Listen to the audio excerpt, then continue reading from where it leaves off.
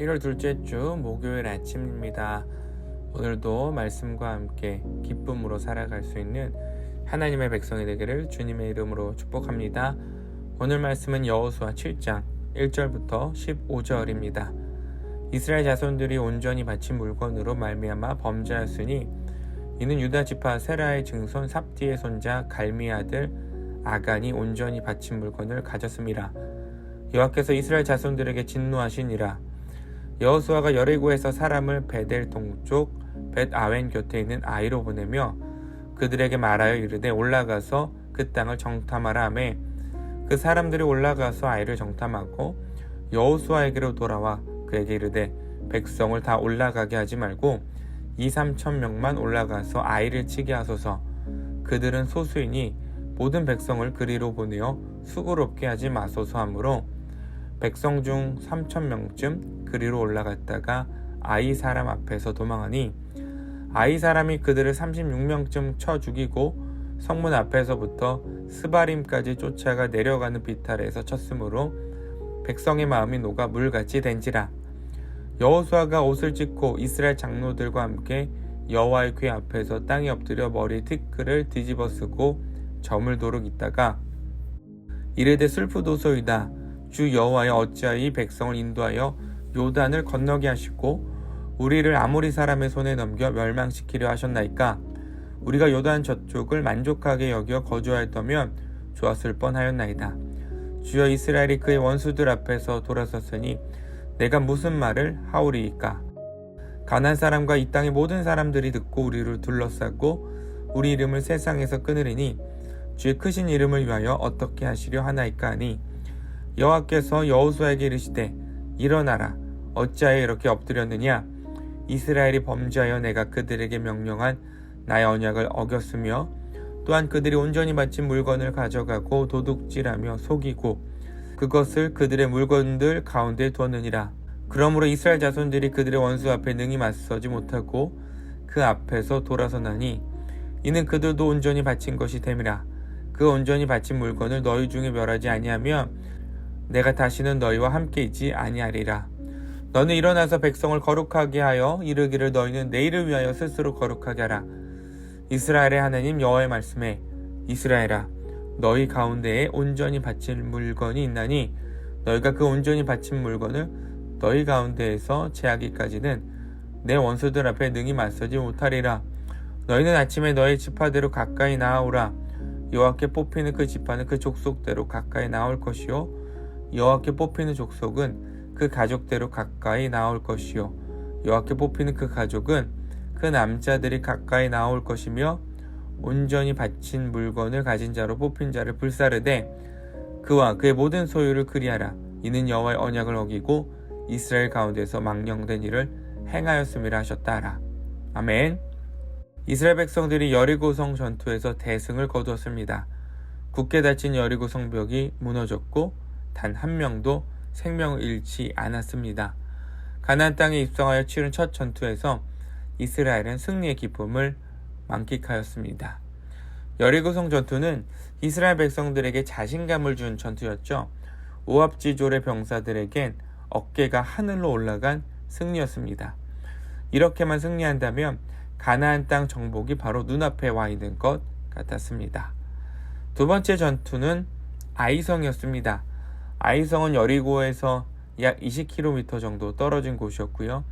여리고성이 평지였다면 아이성은 산악지대에 위치한 곳이었습니다. 이스라엘 백성들이 이곳을 점령한다면 가나안을 정복하는 데 있어서 군사적 요충지로도 사용할 수 있는 아주 좋은 땅이었어요. 그런데 한 가지 문제가 생기죠. 아이성 정복이 여리고성 정복과 같이 쉬울 줄 알았는데 그렇지 않은 거예요.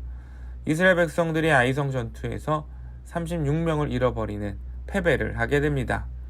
문제는 어디에 있었을까요? 1절입니다. 이스라엘 자손들이 온전히 바친 물건으로 말미암아 범죄하였으니 이는 유다 지파 세라의 증손 삽디의 손자 갈미 아들 아간이 온전히 바친 물건을 가졌음이라. 여호와께서 이스라엘 자손들에게 진노하시니라. 이스라엘이 여리고성을 정복할 때 하나님께서 내리신 명령은 어떤 것이든 취하지 말라였습니다. 여리고성 전투에서 얻은 모든 전리품은 하나님께 바쳐져야 하는 하나님의 것이었어요. 그런데 이를 한 사람이 어기게 되죠. 바로 유다 지파의 자손인 아간이라는 인물이었습니다. 아간이 여리고 성에 있는 금과 은을 취하죠. 하나님의 명령을 어겼습니다. 이 하나님은 1절과 같이 이스라엘 자손들이 범죄하였다라고 말합니다. 여기서 주목할 부분은 범죄한 사람은 아간 한 사람이에요. 그런데 하나님께서는 이스라엘이 범죄하였다라고 말씀하십니다. 한 사람의 죄가 이스라엘 공동체 전체를 죄로 오염시킨 것이죠. 하나님 나라 공동체는 한 운명 공동체입니다. 하나님의 말씀을 함께 받았기 때문이죠.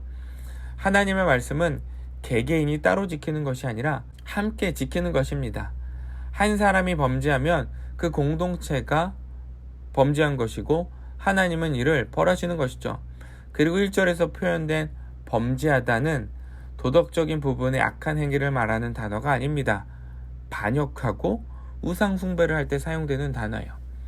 이스라엘의 범죄는 단순히 전리품을 취한 것이 아니라 하나님을 반역한 것이죠. 이 모습을 하나님은 11절에서 이스라엘이 범죄하여 내가 그들에게 명령한 나의 언약을 어겼으며 라고 말씀하십니다. 이스라엘의 반역은 하나님과의 언약, 즉 관계를 깨트린 행동이었습니다. 하나님께서 이스라엘에게 아이성을 단번에 주시지 않은 이유는 이스라엘이 하나님과의 관계를 깨트렸기 때문이죠. 하나님이 주시는 승리는 무조건적이지 않습니다. 조건이 있어요. 하나님의 말씀에 온전히 순종할 때 주어지는 승리인 것이죠. 이스라엘이 아이성을 정복하지 못한 이유는 하나님의 말씀에 순종하지 않았기 때문입니다. 취하지 말라는 것을 취했어요. 탐하지 말라는 것을 탐했습니다. 하나님의 것을 자신의 주머니에 넣었습니다. 하나님의 은혜는 누구나 무조건적으로 주어지는 공짜가 아닙니다. 말씀에 순종하는 자들에게 임하는 축복인 것이죠. 그런데 이스라엘은 축복의 길을 버렸습니다. 은혜를 누리지 못하고 패배를 경험하죠. 그러자 그들의 마음에 5절 말씀처럼 녹아서 물이 됩니다. 실망하고 좌절하죠. 절망해요. 그러자 여호수아는 한탄합니다. 7절 이르되 슬프도소이다. 주 여호와여 어찌하여 이 백성을 인도하여 요단을 건너게 하시고 우리를 아모리 사람의 손에 넘겨 멸망시키려 하셨나이까. 여호수아의 고백을 통해 이스라엘 안에 남아있는 노예 근성을 보게 되죠. 여호수아가 지금 누구를 탓하고 있습니까? 하나님을 탓하고 있어요. 왜 자신들을 가나안 땅에 데리고 와서 이런 아픔을 겪게 하냐고 외치는 거예요. 자신들의 잘못은 생각하지 않고 원망하고 있는 것이죠. 자신들의 잘못은 생각하지 않고 남 탓을 하며 원망하고 있는 거예요. 오늘 말씀을 통해서 하나님께서 주신 것에 감사하지 않고 가지지 못한 것에 원망하고 있는 우리의 삶을 돌아보게 됩니다. 하나님께서 약속하신 복의 조건, 말씀 순종은 행하지 않으면서 지금 나의 삶에 불평만 하고 있지는 않은지 우리의 삶을 돌아봅니다. 하나님의 복은 말씀에 순종하는 자에게 주시는 은혜이고 그 은혜를 누린 자들은 불평과 원망하는 자들이 아니라 감사를 고백하는 자들이죠. 오늘 우리의 삶의 은혜와 감사를 고백하면서 하나님 앞에 말씀의 순종으로 나아가는 우리 모든 자들이 되기를 주님의 이름으로 축복합니다. 기도하겠습니다. 하나님 감사를 해드립니다. 오늘 여호수아 말씀을 통하여서 우리가 고백하고 결단하기를 원하는 것은 내가 가지지 못한 것에 원망하고 불평하는 것이 아니라 이미 우리에게 주신 것을 감사하는 삶을 살기를 원합니다. 그리고 이 삶을 살아갈 때 하나님께서 주신 축복에 우리의 삶의 초점을 맞춰가며 오늘 내 삶에 만족할 수 있음을 고백합니다. 또한 하나님께서 주신 복의 길은 거저 주어지는 것이 아니라 말씀의 길을 따라가고 말씀에 순종하며 살아갈 때 주어지는 것을 고백합니다. 하나님께서 주신 은혜의 삶을 당연하게 여기지 않고 그 은혜에 감사하며 말씀을 따라 살아갈 수 있는 우리 모두가 되게 하여 주시옵소서. 오늘도 우리에게 주신 말씀에 순종합니다. 그리고 순종을 고백할 때 주어지는 감사와 은혜를 기대합니다. 이 모든 삶이 우리에게 축복으로 주셨음을 고백하게 하여 주시옵소서. 감사드리며 예수님의 이름으로 기도드렸습니다. 아멘.